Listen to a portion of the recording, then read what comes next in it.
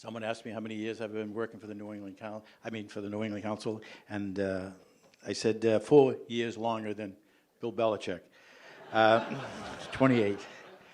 So I just want to thank all of you for being here today. I often begin my remarks by thanking Neil Levesque, who is busy circulating, who does a wonderful job here at the Institute of Politics. It is a nationally recognized center for politics, and they've done a great job here, and it would not be possible without the support of the president of this magnificent college here at St. Anselm's. That's President Vavaza, who's here. I want to thank him.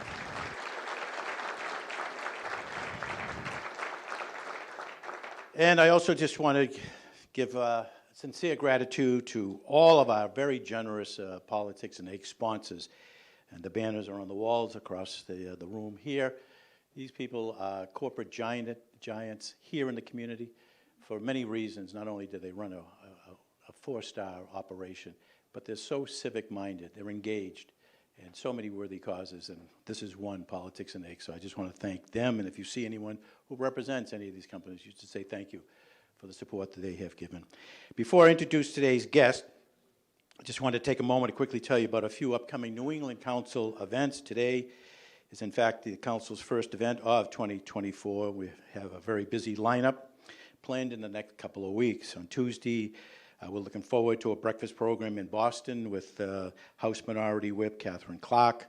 Later in the month, we'll be hosting programs of Representative Ayanna Presley in Boston, and then Representative Zeth Magaziner in D.C.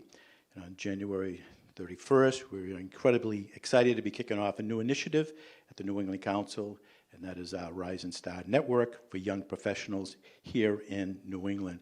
The inaugural event will be a networking reception hosted by John Hancock in Boston. You can find more information and register for any of these events on our website, newenglandcouncil.com, or you can pull up our event calendar using the QR code at your table. Today, we're obviously very, very honored to welcome the Senior Senator for this wonderful, great state of West Virginia, the Honorable Joe Manchin. But before we introduce the Senator, I would ask you to maybe dim the lights and see this quick 90-second film. What the is that? That's absolute bullshit. Moderate seems to be the dirtiest one. In Washington, anyway. It feels like moderate is not a stance, it's just an attitude toward life of like...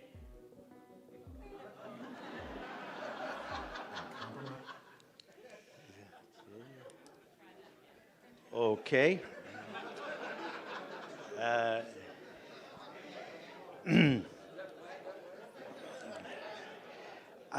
I would like to just acknowledge the presence of the former governor of the Commonwealth of Massachusetts, Bill Weld, is here.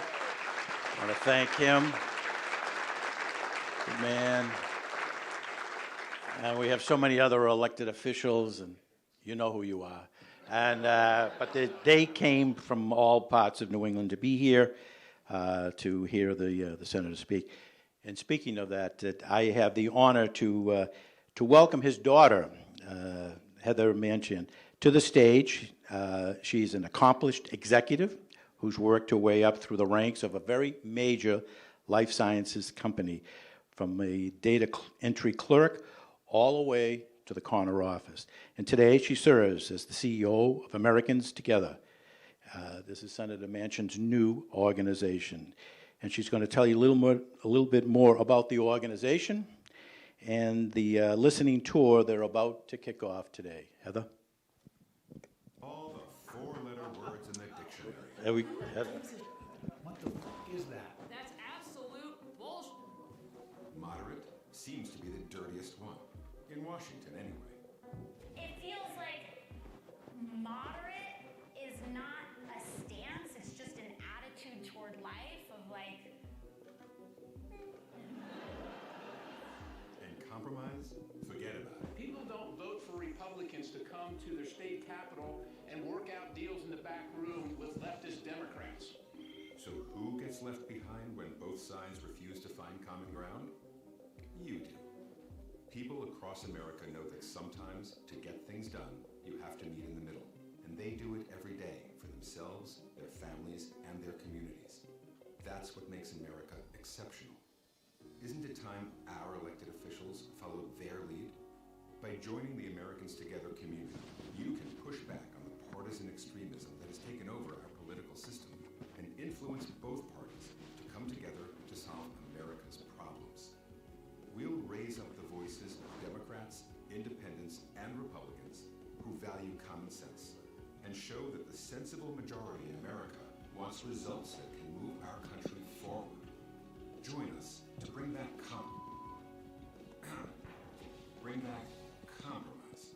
to get done, and make your voice heard.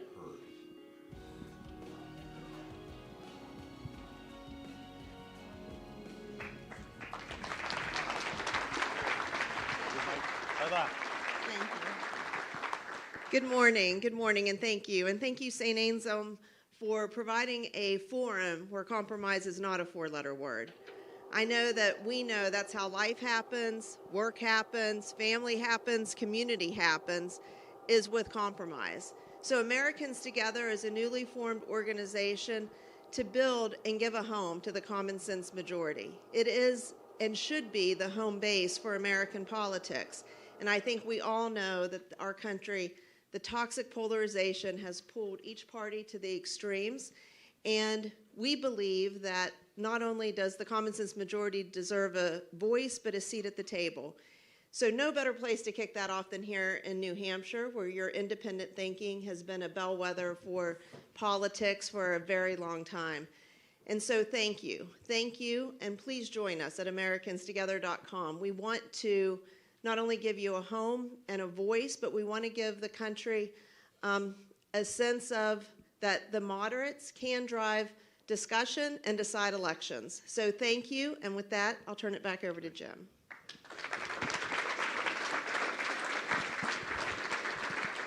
Thank you, Heather. Senator Manchin was sworn in the United States Senate in November of 2010, filling the seat left vacant by the late Senator Robert Byrd. And from his days as a state legislator to his 6 years as governor to his current role, Senator Manchin has always been committed to his philosophy of retail government. He has worked to connect with all of his constituents and made public service the cornerstone of his career. On Capitol Hill, he is known as a moderate who works across the aisle to develop common sense, bipartisan solutions to some of the biggest issues facing our nation. Job creation has been a top legislative priority. He has worked over the course of his time in the United States Senate to advance policies that foster growth and create quality jobs for all Americans. In both Wheeling and Washington, he's been a voice for fiscal responsibility, and he has worked to find common sense ways to cut spending while continuing to protect the most vulnerable members of our communities.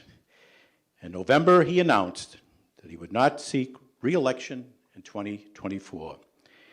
And in December, he launched a new organization called Americans Together, with the goal of creating a platform for the middle to connect and empower moderate voices around the country.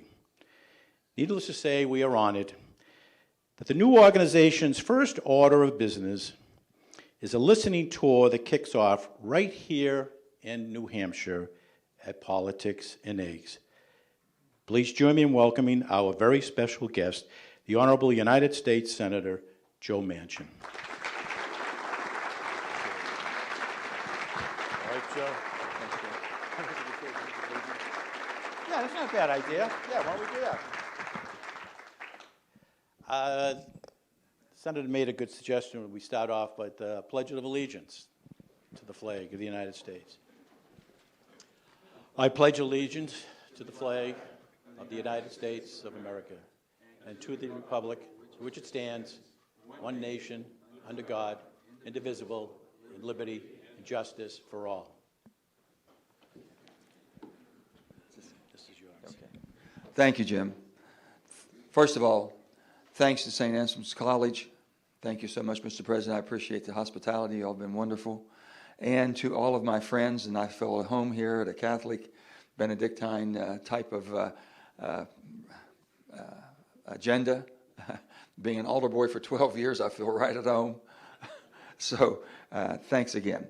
I come and I am so proud of the representation you all have with Senator Shaheen, Senator Hassan are very good friends of mine. Kelly Ayotte's very good friends of mine. Governor Sununu, John Lynch and I served together as governors. Governor Bill Weld. There's a special bond about governors, I can tell you. We didn't look at what your identification was as a political party. We looked at what your problems were that we could help solve. And I've always had that mentality. It's how I was raised. And when we look at where we are today, and Heather said it best of what we're trying to accomplish, is Americans together. People feel homeless and helpless. You know, he says, I got to pick a side. It's not who we are. Washington should not make you pick a side. There's only one side, the American side. You can be a Democrat, Republican, or independent. In this state, I understand. This is a bellwether state. Basically, we can watch how New Hampshire would go, and that's pretty much where the country would go, because it was common sense you were after. You wanted someone reasonable, responsible in the middle. And that person is hard to find today. If you believe Washington is working, I can tell you it's not. If you believe that all of our problems, political problems, will be solved in Washington, they won't. It'll start right here. If the citizens of this country doesn't step forward, if they don't come forth and says, listen, I'm worn out. You have exhausted me. I can't take any more. I tell people I have a hard time watching television at night, and I have people say, Joe, you don't know how bad it looks. And I said, well, let me make sure I understand. You're sitting home with your feet up, watching television, and really upset. Try it from my seat. It's not a pretty place to be. So when I look out in the crowd, how many are elected officials here? How many elected officials? How many would run for office? Those who are not elected officials now. This is the hardest thing we have, recruiting today. Because they said, I don't think I want to go through that. I don't want to be scrutinized that way. I don't want to have all of my family and everybody attacked because of who I am and what I'm trying to do. Public service is still noblest of all professions. We don't advocate that enough. I come from the vintage of, as a little boy, watching John Kennedy say, ask not what your country can do for you, but what you can do for your country. And we're turning into a society where people are saying, how much more can my country do for me? It's not who we are. It's not how we become the superpower of the world. The hope of the world, if you will. And we've got to change that. But there has to be a place that you have, a home that you have, and that's what we're trying to do with Americans Together. We're trying to create that home to where people want to run and want to be involved, whether you want to run as a Democrat or Republican. I've never believed that identification of what party you belong to identified you as a person. Never believed that. And you're not my enemy just because we might be on a different side of a political party. I've never met a Democrat or Republican I looked at as an enemy. I've looked at as someone that might be a competitor, someone that maybe have differences, but we're going to work that out. And we always could. We sat down. And today it's not the way it is. So let me tell you how I think we've gotten to where we have. I was 35 years old before I got involved in politics. So this is not an ambition, lifelong ambition for me to be in the political process. But I saw a void. A person came to my father's store one time and he asked, John, I've done all these favors for you. He said to my father, it's John. He said, Johnny, I've done all these favors. I need you to do me a favor. And I'm thinking, my dad's never asked for a favor. I come from a little small community called Farmington, West Virginia, a little coal mining community. 400 or 500 people on a good day, on a real good, strong day. And how I understand about political process, my father, I was 10 years old and he ran for mayor. Now, mayor in a little town, first of all, you couldn't anybody run for it. All you had to do is have one vote and you probably won, or two or three. But anyway, Dad ran, and I wanted to get, and I said, oh boy, my dad's running, I'm going to get involved. So he wins, and then Dad was kind of a far-looking type of person. We had 2 caution lights in town. So my dad thought, well, we're going to get a stoplight. Okay, we need a stoplight. We're a growing town, metropolis. He put a stoplight up, and we had 2 wrecks the same day. Never had a wreck until then. Now, I understood being able to adjust quickly to constituents' desires. He took the stoplight down, put the caution lights back up. So I said, okay, that's how you have to rebound real quick. But anyway, I went to Washington, and Bob Byrd died in June of 2010. I was governor in my second term. And I loved being governor. And I know Bill loved being governor. And I know that John Lynch loved it. And I know that Senator Haslam, and every governor has loved being governor, because you could make a difference in a person's life. You could make a difference every day and change someone's life. And you didn't look at, oh, you're a Democrat. Oh, no, you didn't vote for me, so I'm not going to do that. That's not how they thought. Governors don't think that way. I go to Washington, and when I got there, I says, my goodness, it's not what I thought. This is the big leagues. Everyone should be, okay, we got these challenges in the United States of America, and we got people, we got challenges around the world, we got enemies around the world. How do we unite and basically have a strong front? And I didn't see that. So I kept evaluating this. And one time Harry Reid came to me, and he says, Joe, he said, we're going to have a party line vote. Now, I'd been involved since quite a while, up until 2010, in political process. I never heard the term, be a party line vote. And I'm thinking, Harry, what's that mean? He said, well, all the Democrats got to vote for this. I said, Harry, let me look at the bill. I don't know why that would be, but let me look at the bill. And I looked at the bill, and I says, Harry, on my best day, I can't sell this crap in West Virginia. He says, what? And I said, Harry, you didn't elect me. I don't work for you. You can't fire me. You didn't hire me. I can't go home and explain this, and that's who I work for, so I'm not going to do it. Well, once they got to the understanding that I wasn't going to be pressured into doing crazy stuff, and I could, hopefully be an honest broker, and then my Republican friends, I've said, why are we doing this? Why are we allowing these political parties to push us to the extremes? And that's what's happened. So if you look at it today, you're expected to pick a side. And I said, please don't do that. So how do we get involved in that? And I said, well, we've got to change. And I said, I come to work every day. You want me to go make phone calls to raise money to be against my colleague that's sitting beside me and I'm working with. Now think about a hostile environment. You want to know why it doesn't work? Can you imagine going to work every day and your coworker's trying to get you fired? That's exactly what we do. So if you have a D by your name or an R by your name, you're expected to raise money to be against him. I wouldn't do that. I says, I can't look somebody in the eye on Monday when you expect me to go on Friday and Saturday and campaign against them and then say, hey, John, how about working with me on this? This is human nature. It's not going to happen. So I've said this. It's not going to change. Washington will not change.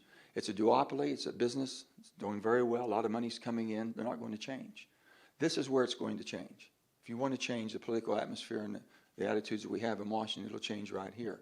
But you have to demand that. The character of the people that you send, making sure that they're there for the right reason, and public service is in their veins. And with that, I've come to the conclusion there should be term limits. And they said, what do you mean? I said, well, I'll tell you why. About 20 years ago, I was in a town hall in southern West Virginia. And I was talking in an open session like this, and they asked me a question, what do you think about term limits? And I said, well, you got to be careful. You'll get rid of a lot of people with experience. And I went on and on and on about why maybe it wasn't the right thing to do. And a little lady got up and she said, Joe, I really believe that term limits would really help us. And I said, well, tell me why. She says, if we had term limits, maybe we get one good term out of you. I swear to God, I had no comeback. I couldn't argue that. I said, by God, she's right. She was right. So I thought about it, and I said, maybe it would, because I can tell you to get one good term out of us would be great. In any segment that we're in, because sometimes you get set in your ways, you defend yourself more than what you're looking to basically take advantage of an opportunity to propel and go forward. So I've looked at politics and I've looked at government much differently, and I've always been that, and I'm not going to change. But the workplace environment is not conducive to getting results. But we got a lot of results in 50-50 split.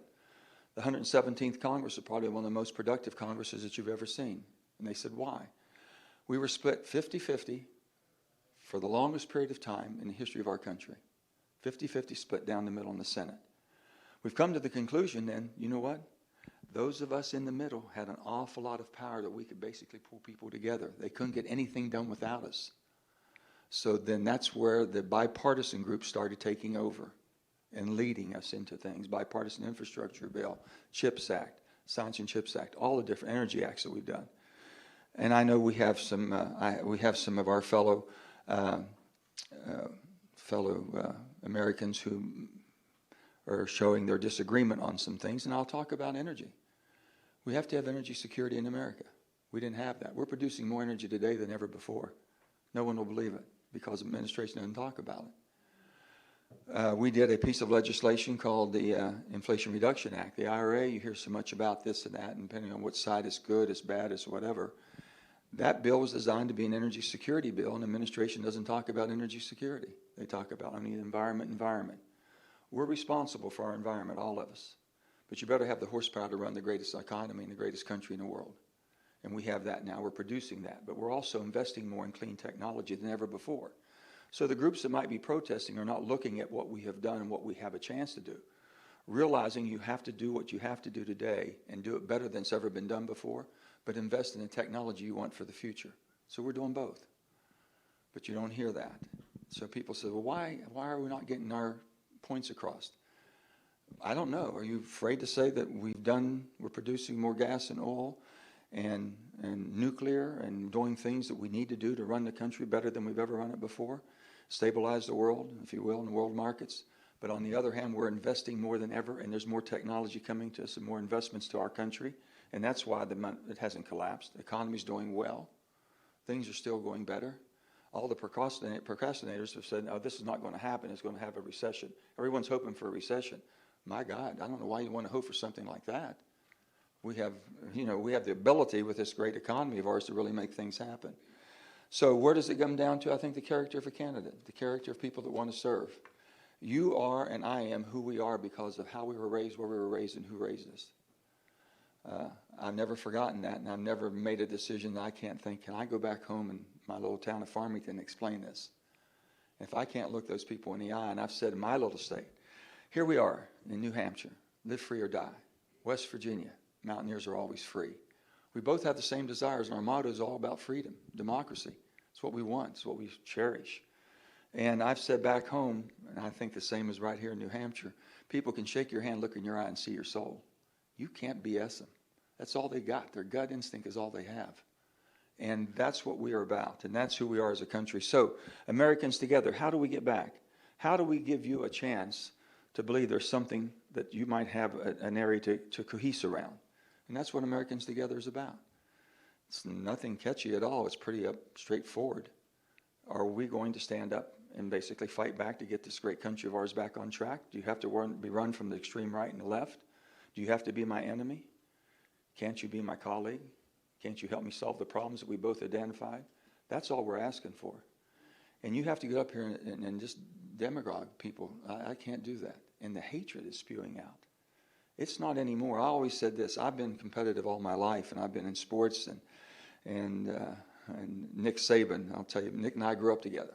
I'm 4 years older than him, but we grew up together. He was in one coal camp, and I'm in the other. And I knew him since he was 4 years old. And he stepped out and competitive. But I know him. He was raised in an atmosphere, his father and my father, and we were all good friends, and we were raised together. But they basically wanted to improve people's life. And his dad was a tremendous mentor and a coach. He'd go around and bought himself an old school bus, had a little furniture. No, we had the furniture store, and my grandfather had a grocery store, and he had a little filling station, golf filling station. And his dad would go around all the little coal camps and pick all the kids up and start a Pop Warner team. They called it the Black Diamonds because of coal. And it was unbelievable what they did. So he saw that. But it's gotten to the point now, I said, I want to be your competitor. If I'm going to compete against you, I want to beat you. I just don't want to defeat you. I want you to come back and take another crack at me, make me better and you better. That's how I always looked at competition. But now they want to defeat you and destroy you. They don't want you to ever come back. They don't want you to have a life. They can destroy you and your family and everybody in between. And that's why when I asked how many of you would run for office, I understand the reluctance. I really do. But you got to think that's a small price to pay for the great life you've had, and all of us, and the great country that we live in. And if we're not willing to fight for it, we might have a hard time keeping it. I'm more concerned today than I've ever been in my life. I've been around the politics all my life. Talking about, I'll never forget this, Mr. President, I was watching television with my mother. I was a very small child in 1960. And it might have been Walter Cronkite. And he said, the Catholic being a religious barrier. And they said, it's been said that if John Kennedy becomes president, the Pope will run the country. I looked at my mom. I said, boy, They don't know the Catholics we know, Mom. and it still rings true. There are things you can do.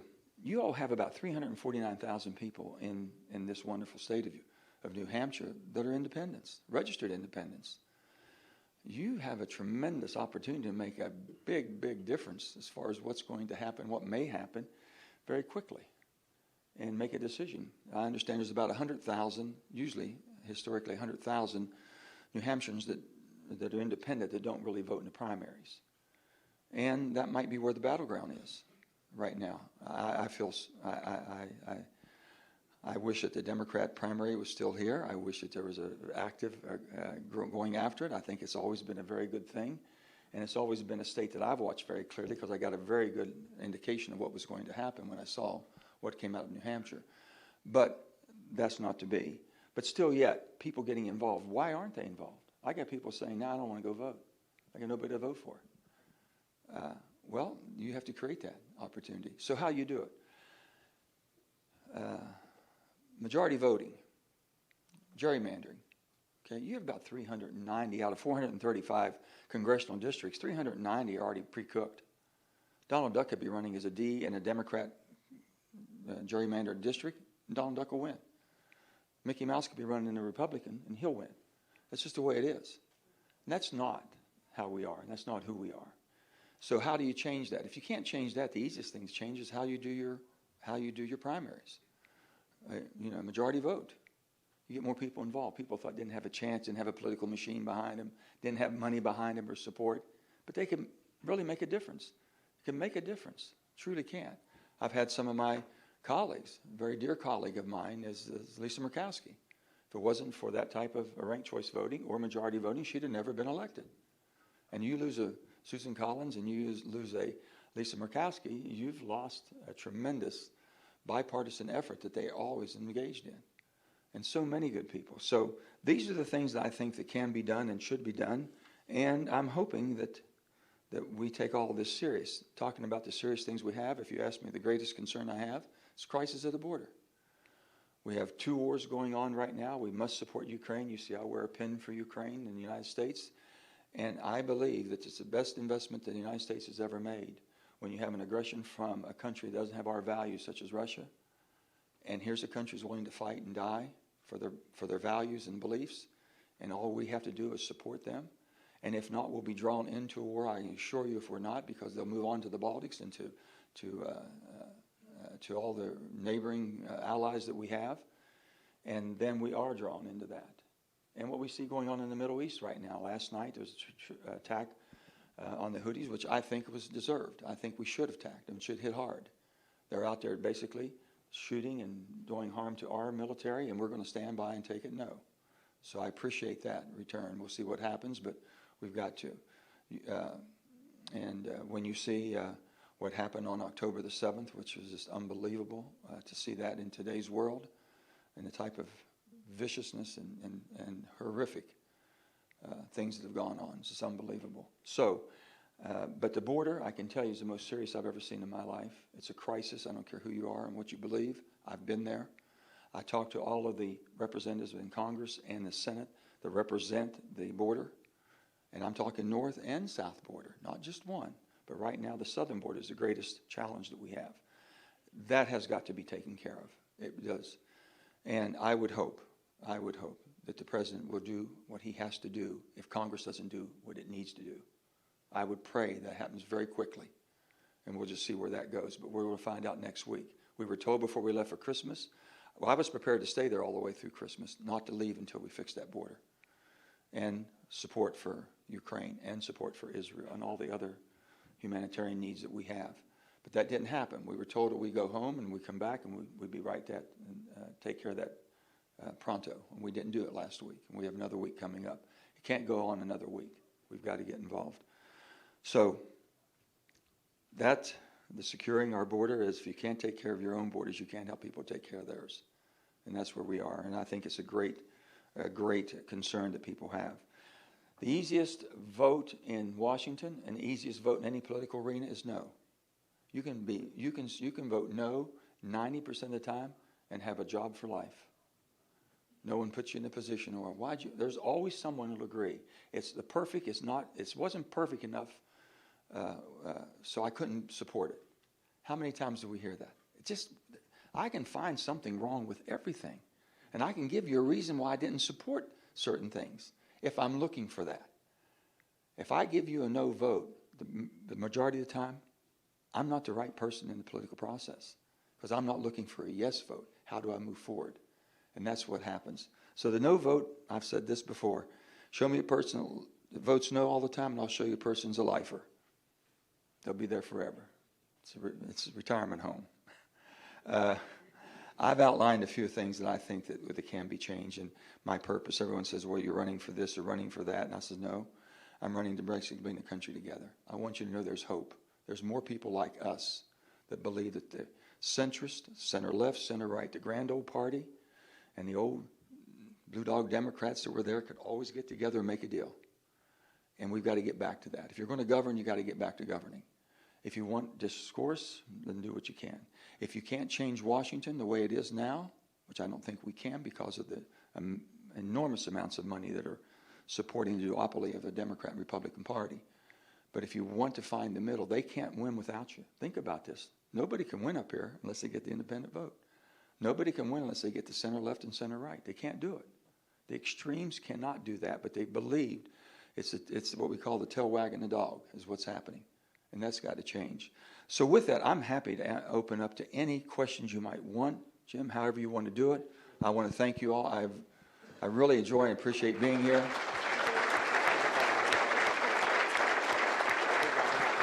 A few questions. I just have a few questions, and as I'm asking them, maybe you can think of a question to ask the senator. You've indicated that there's no such thing as a Democratic solution or a Republican solution. Do you ever think of becoming an independent? Well, I am independent. Jim, you're talking about my identification. Like a Angus King or a Bernie Sanders, and that way you can be really independent and say, depending on the issue, I'm going here, and another issue might be on the other side, but you are a Democrat. I've never been accused of West my Virginia, party affiliation hold me back from doing what I thought was right. So if I thought that my identification as a party affiliate would change who I am and how I would act, then that's not being genuine where I come from. So I've thought about that, and if it makes people feel better, I'm the most independent Democrat you've ever met in your life. Mm-hmm. You're probably the most independent Republicans, and we're all friends and we can get along. So if the identification identifies who you are as a person, it's going to change who you are, then maybe you're in the wrong profession. What are your thoughts on the Secretary of State here in northern New England and Maine, and the Secretary of State in Colorado removing the name of the former president from the ballot? That's a hard one. If you think that's going to change the outcome or change his support, it hasn't done that. If anything, it's emboldened to a certain extent. I think the people will make those decisions. When you have a person who believes that the rule of law is for you and not for me, when you have a person that believes that basically the only fair election, the one I win, it's not who we are. It's just not who we are. So people will make their own decisions on that, but it's going to have to be, and they don't want it forced upon from the courts. Other Secretary of States, this is a gift to the former president by blocking him from the ballot. Or would you say it's up to individual states? Let them do what they want. I'll give you an example of what went on. Basically, the first impeachment, I thought it was absolutely, impeachment trials, and I've sat through a few. Impeachment trials are truly political trials. Nothing good comes out of a political trial. And what basically, former President Trump was emboldened by the first one, saying it was a political trial, and he got more support. What we should have done is censored him. He deserved to be at least censored for what he had done, his actions with, at that time, President Zelensky, a brand new president of Ukraine. We didn't know who and the stature of this young president. And so you can look and, if you can't learn from the mistakes you made in hindsight, then you're going to continue to repeat them. And I don't think that would be wise. Your name has been floated so many times on the No Labels campaign, and you haven't ruled it out. But they really haven't decided yet even to weigh in on this year. Isn't time ticking away that they got to make a decision soon whether they're going to participate or not? I think basically you have to see the outcome of the primary and what we've ended up with the two categories. If you're handicapping it right now, you would say that it'll be Donald Trump and Joe Biden. That might change, though. There's still some time for that to change. So I think by Super Tuesday, you would know. First of all, no labels. Let me just explain my involvement in no labels is this. In 2010, I leave a job that I loved and go to something I think I can really be productive and helpful in, and I see it's going to be a real challenge. So I'm looking for a venue that we can sit down and gather and talk as Americans, and that was the only one I found. I went to the first meeting, I think, in December or January of 2010, 2011, and found out there was a group of senators and Congress people that had been involved, people I'd heard about all my life, that were looking to bring the country back together. It appealed to me, and I've been involved ever since. John Huntsman and I were up here before. We were the first chair and co-chair, Democrat, Republican. I still believe that the cause is worthy of trying to find that middle and give you a venue. Americans together have basically stepped forward. We're completely different and not connected any way, shape, or form. And I wish them the best whatever. They're trying to provide a vehicle, if needed, for an alternative, for an option. And that won't be decided, I don't think, before March. Oh, I'm sorry. Yeah. Okay, I'm sorry. I didn't think this thing worked that well. That's what Turn it on. Yeah, turn it on. Yep. Anyway, that. Yeah, there we go. Anyway, that's did you hear my answers before you? Okay, I'll talk a little louder now. Anyway, I still anybody that's trying to move things to the middle, count me in. You have my vote all the time. I'm there. If you have a problem, you want to sit down, don't call me unless you want to fix it. I'm not going to sit there and cajole with you very long because I want to fix things. So it's kind of who I am. Do you think that Senator Lieberman is leading the effort? I think he's the co-director. Joe's a great guy. Yeah. Good friend. Do you think that Senator Lieberman should reach out to former Governor Christie and say, come on in, we'd like to talk to you about... Let me make it very clear. Chris Christie's a dear friend of mine. Him and Mary Pat and Gail and I go way back till we were governors. And I think Bill knows that. There's a special bond for governors. John Lynch and I know that. We served together. So John's the one that explained to me the New Hampshire politics. Mm-hmm. He said, Joe, we got 400 people. Is it 400? And then you have 24 in the Senate. In the House. And I'm thinking, John, how in the hell do you deal with 400? He says, it's not easy. He says, but everyone's involved. And I says, that's democracy. I understand that. I like that. But governors, we never did. Up until 2009, the Obamacare at that time kind of started dividing us, pick a side. And I could see that. And I was head of the NGA at that time, National Government Association. Up until that time, Jim, you could go into an NGA conference and you couldn't tell who a Democrat and Republican was sitting because we always had to be paired up. And man, it was just wonderful to sit down and for Mitt Romney, I found out about his health care program in Massachusetts. Mm-hmm. Right. I didn't have the economy to do what he did, but I could tweak it a little bit. Jeb Bush, my buddy down in Florida, on education. My wife is totally immersed in education, and we were able to take some of his ideas, and we shared them. And then the crisis we had with mining disasters, we shared with my friend John Huntsman, and then Mitch Daniels, and all of us working together, and Evan Bayh and a whole group. We're losing that moderate middle because they've just said enough's enough or we're timing out, one of the two. But that's what I'm trying to reinvigorate that. So Americans Together is going to say, here is your vehicle, here is your tool to move forward. We're going to help you every way we can. We don't care whether you're Democrat, Independent, Republican. You want to move things forward, you want to work together and unite people, come to us. Former Governor Larry Hogan announced yesterday that he's going to step back from the no labels. Is that a setback? I don't know. Larry, I know Larry. Larry's a good man. We've done a lot of things together. And when it comes for the bipartisan infrastructure bill, identifying all the problems and all the things that we have let deferred maintenance for years and years and years in the country let go by. And we thought there was something we could be done. We pulled that bill out of the BBB and did that separately. And it had some challenges, but we got through that. And it's a great piece of legislation. But with that, Larry, whatever his intentions were, he's a good man, he's an honorable person, and we'll have to see where he goes with this. You've made comments that you thought you knew Joe Biden so well as a senator that he was a more moderate statesman, public official, and you're a little disappointed in the way he has administered his administration. He's gone to the left. Pretty far. Yeah, and you recited all of the significant accomplishments. Yeah, a lot of good things. Infrastructure, the science bill, the CHIPS bill, Right. Inflation reduction. Some of them were bipartisan.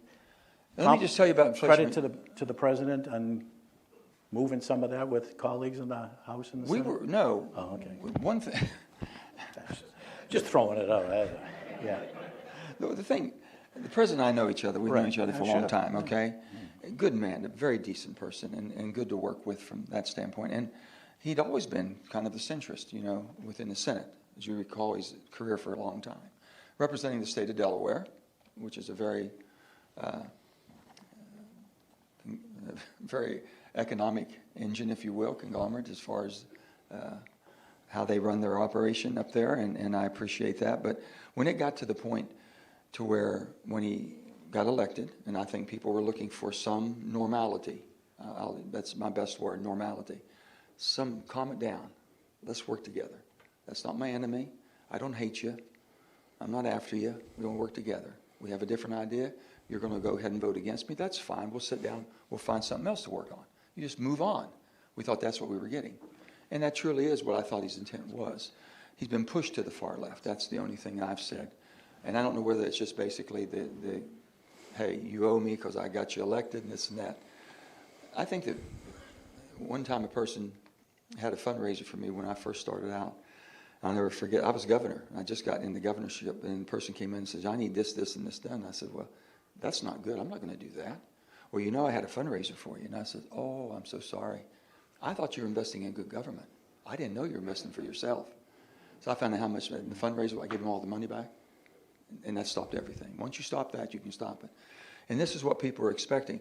But I would love to see President Biden move back to where he came from, where we thought he was. That's what I love to see. And that centrist type of man, that's what the country wants. I really believe that. And with that being said, I think that it would be more stabler if you would. And so when I get a chance to speak out, I do. You're right. I talk about it. No, that's candid. What about,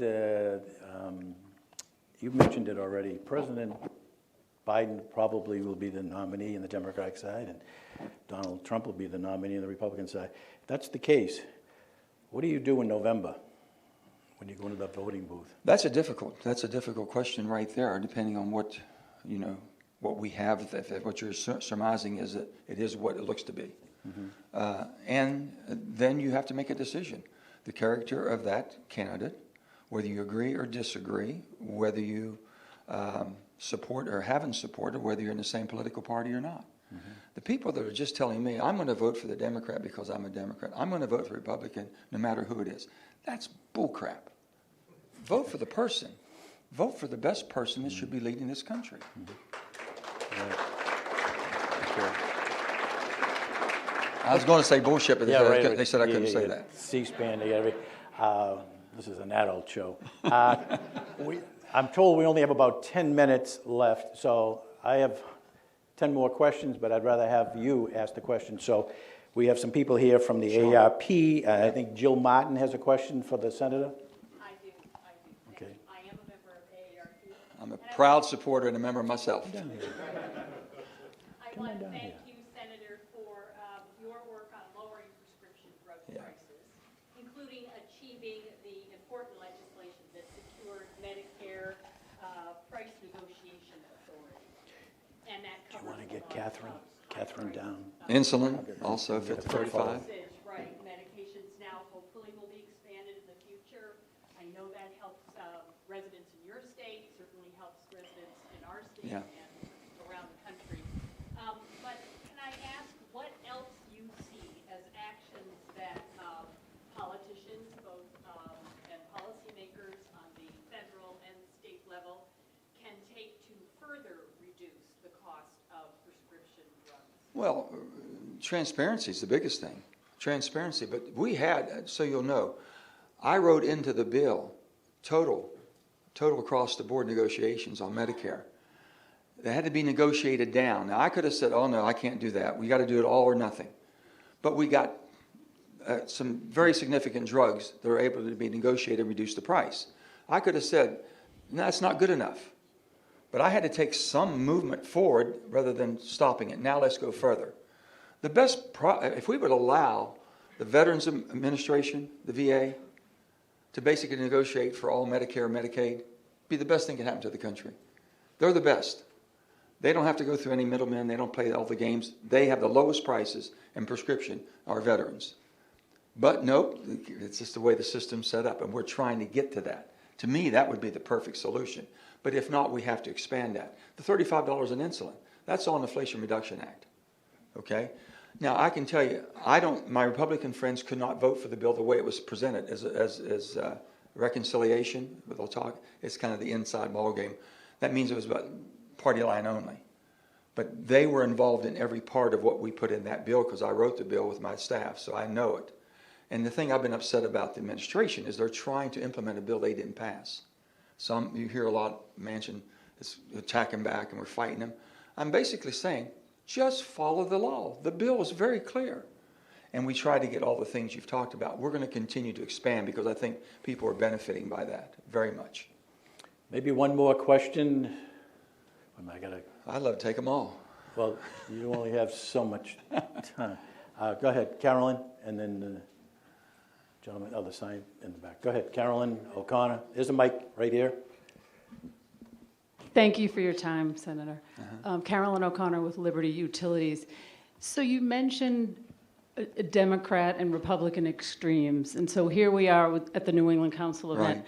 Can regionalism work in Washington? Does it work in Washington? Well, I look at, all different parts of the country, and every part is different, no different in your family. Someone asked my father one time, he said, John, he said, I want this, this, and this, and Dad said, let me ask you something. Do you treat all your children the same? Do you think they all have the same capacity and capabilities? Don't you have to give some a little bit nudge in the morning? Don't you have the other ones you have to catch them and hold them back? And everyone's different. So our part of the country, you have to be able to look at the regions of how we operate and allow you to do all you can to be who you are. That's the bottom line. And let me just say this to you. Government was never intended to be your provider. If you're believing someone's telling you, I can provide, no, they're not. They can't. They weren't intended to. It wasn't designed. They're designed to be your partner with the empathy to take care of those who can't participate in that. So I've always told people, when you ask me, whether you're a Democrat or you're a Republican, I don't know what I am. I can tell you this. I'm fiscally responsible and socially compassionate. And I think most Americans fall in that category. Fiscally responsible and socially compassionate. It's the way you run your life. You wouldn't be sitting here if you didn't. You really wouldn't. So how do we get that type of mentality? People come to me when I was governor. They said, I said, listen, no. What are you going to do for yourself? What are you going to do for yourself? I can only help you so far.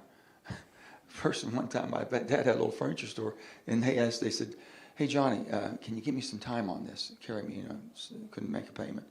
He said, sure, no problem. He helped people. And finally, the guy came in and said, Johnny, can I have a little bit more time? He said, hey, Jimmy, your mama only carried you for 9 months. And I never forgot that. You can only carry a person so long. And so with that, I'm thinking, okay, how do we do this? You all have, let you go. That horse is ready to run, let her go. And this regionalism right now, sometimes you're held back because of this all-inclusive type of approach we take. Other questions? The gentleman in the rear. Just identify yourself. Yeah, thanks. Thank you, Senator. Roger Stevenson, recently retired, Stratham, New Hampshire. Thanks for coming to New Hampshire. Thanks, Roger. I'm an independent. I pull Republican ballots and Democratic ballots. And I appreciate a lot of what you said.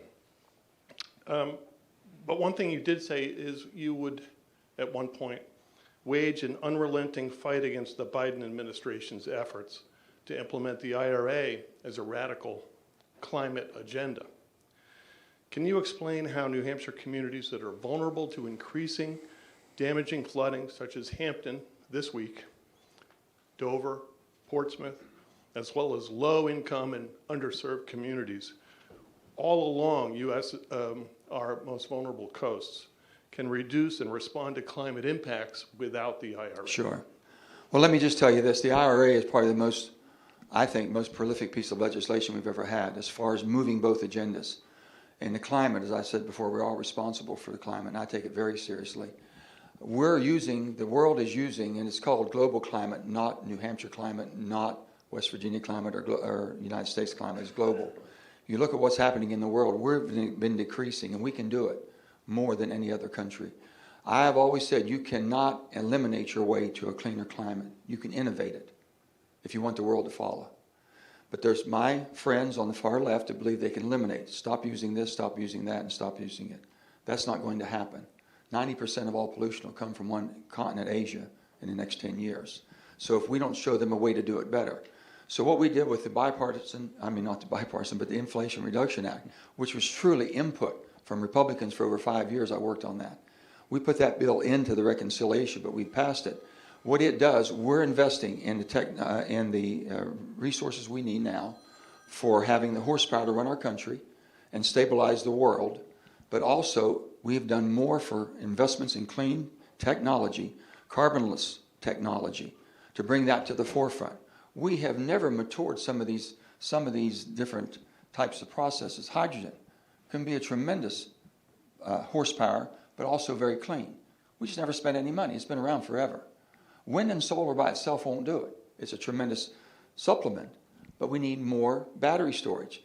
We're basically, a lot of technology is going into it. We've had more money invested in the United States of America over the last 2 years than ever before. And what I said, I'm going to fight them for a radical change. They're trying to implement something that was never there. First of all, to have a manufacturing base of EV batteries here in America. Right now, we're totally reliant on China. I said, I'm old enough to remember standing in line in 1974 to buy gas to go to work. I'm not going to stand in line waiting for a battery from China. So if you want to go to EV, then make sure that you can promote the transportation and basically supply it from reliable North America, America, and all free trade agreements, so we're not held captive. That's what I'm saying. They're cutting things down because they're putting a political agenda ahead of the bill. I said, that's not the bill we passed. You didn't pass your bill. We passed a bill that we wrote. And they know that. So I've been taking them to court to hold their feet to the fire. I had 690, let me give you a perfect example. That is about a $690 billion bill. Have you ever heard this administration or anyone else talk about $239 billion went to pay down debt? Have you ever heard that? Did you all know that? A third of that bill was paying down debt because I think the debt crisis we have will take us down quicker than any other adversary. They never talk about that. Did you hear ever been an energy security bill? No. All you hear about is a climate bill. And I'm not fighting the climate. I support. And there's no one who's written more legislation supporting a transition. I'm just not reckless enough to say I can discard this, that you need to run the country on a day-to-day basis, and go to something you have aspirations for. We might get you there, but we're not going to basically leave anybody behind. That's the difference in how we approached it. And I cannot figure out why they won't embrace it. We're producing more energy. I know people don't want to hear this. 37 trillion cubic feet of gas this year. 4.7 billion gallons of oil, barrels of oil, 4.7 billion. We've stabilized. Now, there's 4 billion has been cut out. If it wasn't for what America's doing right now, I can't tell you what the cost of energy would be, because 4 billion has been taken off. Saudi's taken 2 billion off, and with the Russian market, it's taken 2 off. It's ridiculous. But we're trying everything we can to hold it down, and if it wasn't for that piece of legislation, I don't know where inflation would be. I don't know where any of this would be. They said, why'd you call it the Inflation Reduction Act? And I said, well, when we passed the bill, it was 9% inflation. I says, it's 3.4, 3.1. I think we did okay on that. So what else am I going to call it? We're producing more.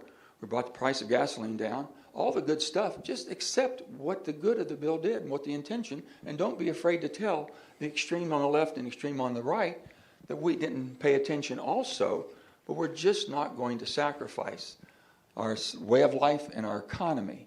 And if you're going to be the superpower of the world, you better have some super decisions you have to make on how we run this place. Maybe one final, and we have 2 hands up, so I don't know what you want to do. You got 4 hands, but go ahead. Jump right in. We'll jump around. I'm going to be real quick with my answers. Introduce yourself. Nathan Schrader, New England College. Hey, Nathan. Thank you for being the voice of reason in the Senate and in Washington. As a Democrat, I was wondering if you could tell us, what would your advice be for your party moving forward, since you will no longer be in the Senate and on the ballot, for how the party can catch up from falling behind in rural America, small town America, and among working class voters? The only thing I pray to my Democrat colleagues is they don't jump back and forth and get rid of the filibuster. You get rid of the filibuster, we've lost democracy as you know it. If you don't like what's going on in the House right now, with the speakers being changed over like a relief pitcher on a baseball team, if you don't like that, you get rid of the filibuster, and it'll be the Senate on steroids of what you see in the House. You will lose democracy as you know it. And that scares the bejesus out of me. And they've been pushed by the extremes. Get rid of this for this reason. Get rid of this for this reason. No, we have that, so you'll sit down and talk. Because I can tell you, if you do something in a bipartisan way, it's lasting. You do something strictly on party lines, the next time you get a chance and it switches over, you get rid of it immediately. And that's why we are the country we are. That's why the rest of the world looks to the United States. We've had some stability. And if we're losing that, and we're losing that in the eyes of our allies, and they say, well, I don't know if we can trust the Americans anymore. Yeah, you can. We haven't forgotten who we are, and we won't let you forget who we are either. But it scares me. It really does. So that's all. Don't lose who we are, basically, and what the purpose of. I think there was... Go ahead. Yes, sir. Just holler it out. I'll hear. Go ahead. Yeah. Quick question. If I can, Jim, Yes, sir. Sweeney from the great Commonwealth of Massachusetts. Great. You know, we have a tradition where we've had moderate Republican governors, and, we're known as a blue state. We know how this kind of message, which is very refreshing, can function at a grassroots level. I guess my question again is how you and your organization can carry this into the presidential election if, as Jim Brett noted, it looks like we may be headed Well, toward this the is same not the type short of- game. Yeah. Rick, this is not the short game. This is the long game. The long game is if we don't start now, if it has an impact or not, I don't know. We're going to find out. But it's not the short game. People ask me all the time, how'd you take the pressure? How you take the pressure? I don't feel pressure, and I'll tell you why. I never had to adjust my answer every time I talked to a different crowd. I knew who I was. I knew what I believed, and I'm able to say, hey, this is who I am. If I make a mistake, I'm sorry. I'll apologize. I'll admit I made a mistake, and I can fix it. Cicero said, to err is human. You're expected to make mistakes. Just don't make them intentionally. Don't make Gentleman them had the ball intentionally. cap Yes, right. on. Yeah. I think the gentleman beside him too. Go ahead, sir. Yes, sir. Here's the mic. Thank you. Senator Manchin, Yes. As a West Virginian for 40 years myself, Hot and damn. a Granite Stater for 4, I'm going to say welcome. Thank you. Glad to see you here. I want to go back to the first question that the President asked about you possibly switching to independent. Well, I am an independent. I can switch independent. I can be an independent R, an independent I, whatever, independent D, whatever you like. Well, I just want to say for the record, I don't know if you recall, but your first term in the West Virginia House of Delegates, I was a journalism intern. Oh, my goodness. And we worked together in getting daily reports out, where you would call into the radio station. And I can tell you... I was looking for any type of advertisement I could get back then. But you came from a long line of West Virginia Democrats. And I want to just say for the record, Joe Manchin's politics have not changed. He is the same West Virginia Democrat he has been since his first term in the West Virginia House of Delegates. And so now he's considered a moderate or even a conservative Democrat, but he's the same Democrat he's always been. Having said that, and I'm not a Democrat, but I feel bad for the Democrats in New Hampshire who aren't getting fair choice. Gotcha. If a bunch of Democrats, how would you feel if a bunch of Democrats in New Hampshire wrote in Joe, not Biden, but wrote in Joe Manchin? I cannot prevent whatever you want to do.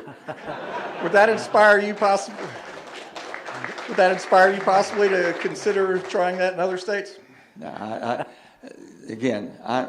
not here campaigning. I'm here basically concerned about my country, the same as you are. So whatever. I've said this. I have a burning desire to save the country, whatever it takes. I lay on the track. I do whatever you want me to do. But I'm more concerned about my 10 grandchildren, your grandchildren, and future generations than I have ever been. And I mean that. So whatever the good Lord leads me or whatever life takes me, I'm willing to do. But I'm going to give everything I have to save the country. Because I think we're on a collision course. And if not, we're going to have discourse you've never seen before. lawlessness is going on right now. You know, if you do the crime, you got to pay the time. Not anymore. You can do grab and smash and steal and Let me tell you, in West Virginia, you smash and grab, somebody's going to smash and grab you. And I think New Hampshire's probably the same way.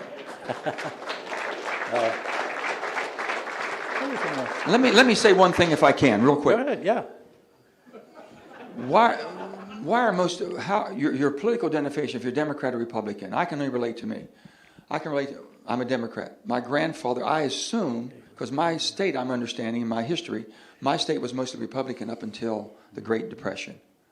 And then FDR comes along, and I know my grandfather, being the most loyal human being and a hard worker, had to have some loyalty to saying, this guy gave me a chance to survive and take care of 5 children, my dad being the oldest. I don't know. I mean, that's who, and then I was raised in a family that I didn't know very many Republicans, as people, or even people would claim they were Republican in West Virginia back in those days. So all I saw was people that were hardworking, held you accountable, and made you responsible for your actions. That's all I ever saw. And the most compassion, my grandmother was a one-woman social worker. There was no social services. We lived I said I was a privileged child, and they says, it must have been a big neighborhood. I lived between the creek and the tracks. Must have been a fancy home, 3-room garage apartment. I says, my introduction to sex education, every time my mom got pregnant, we got a bunk bed. So if I saw the bunk bed coming in before my mom went to the hospital, I said, Janet, my older sister, she's 3 years, I said, Janet, I think something's going on. It's just the way we were raised. So I said, I was a privileged child. And they said, why? And I said, I had unconditional love. There was never a day in my life that I didn't have someone, no matter how bad I messed up, love me. And that's just not that much to me. So I'm a product of who I am. Whether, and the people that like it or don't, and they draw their conclusions, then fine. But I can tell you, it was rooted in goodness. People that wanted to do something good and help people. Papa would always tell me, one time I wanted to get out of work. I was always the one in the store, had to work in the grocery store. And on my 10, I started at 9 years of age, but everybody had to work. And they were all going swimming and this and that. And I say, hey, Pop, can I get off? Nope, couldn't get off. So I knew he loved football. And I said one time, my grandfather was about 5'6", a little Italian guy, about 5'6", strong as a horse, and he was cutting on the butcher block. And I said, I know I can get him today. I said, hey, Pop, I want to get off and go lift weights so I can get strong and play football, because he loved football. He never even looked up. He says, honey, show me a man that lifts dumbbells, and I'll show you a dumbbell. He says, you want to get strong, get back in that warehouse and move that warehouse around. I never asked to get off again in my life. Well, with that, we want to thank you. Yeah, we want to thank you. We got a little gift here for you. We got a little gift here. Politics and Eggs bag and a picture.